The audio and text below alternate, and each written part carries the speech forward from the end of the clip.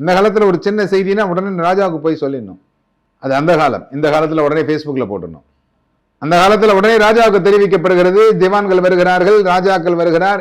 என்னன்னு அந்த இடத்துல பாக்குறாங்க, சுயம்புவாக ஒரு சிவலிங்கம் தோன்றுகிறது. அந்த சிவலிங்கத்துக்கு நெய்யாலே அபிஷேகம் செய்கிறார்கள். அந்த ஊருக்கு பேரே அந்த நெய்யடி வாசல்னு வந்துருச்சு. அந்த சுவாமி தான் நெய்யப்பர் அப்படின்னு சொல்லி இன்றைக்கும் ஆலயமாக திருவாரூர் மாவட்டத்தில் இருக்கிறது நினைக்கிறேன். இந்த ஆலயத்திலிருந்துதான் நந்தியம்பெருமான் திருமணத்திற்கு நெய்கள் எடுத்து செல்லப்பட்டது.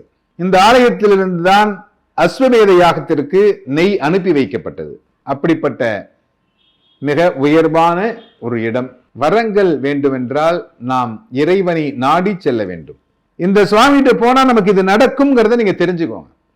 திருக்கொடையூர் போனா நமக்கு ஆயுள் விருத்தியாகும் அப்படின்ற போது திருக்கொடையூர் சென்று பாருங்கள், முடியவில்லை என்றால் அபிராமி அந்தாதியை பாடுங்கள். இந்த மாதிரி ஒவ்வொரு ஆலயங்களிலும் நிறைய விஷயங்கள் கொட்டி கிடக்கின்றன.